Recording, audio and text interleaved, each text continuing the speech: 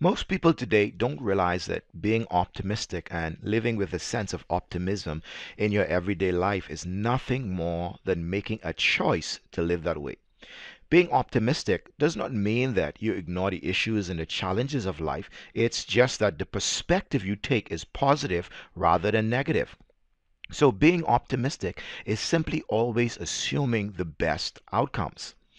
Even when things don't look like they will work out in your favor, your faith connects with a sense of optimism and you come into agreement with God's word, which says that all things work together for good for them that love the Lord and are called according to his purpose.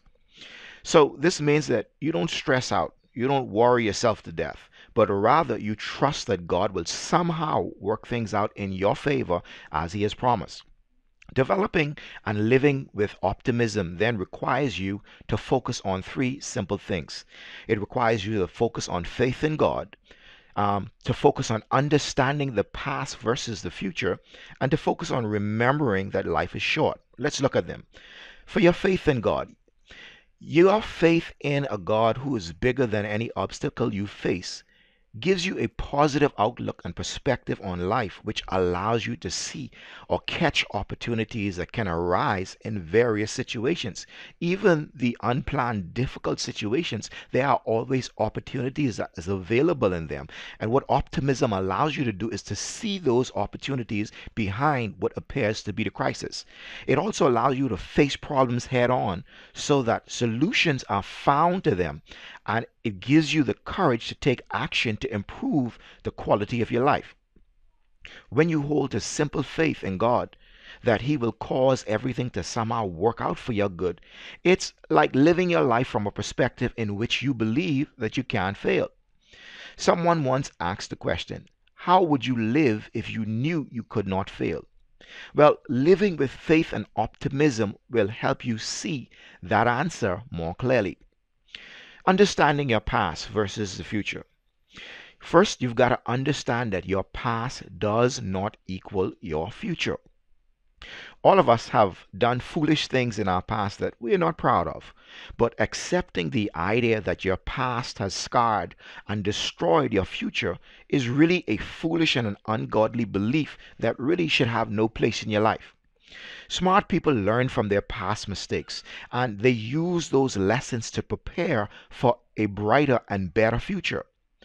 What happens in your future will always be based on your attitude and your actions today.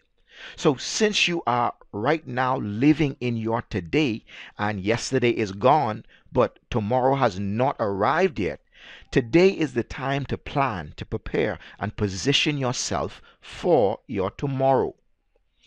Remember, life is short.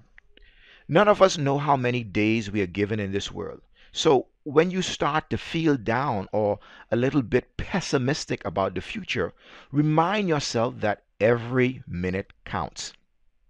Any time spent worrying guarantees nothing but lost time or less time to enjoy whatever life might have to offer.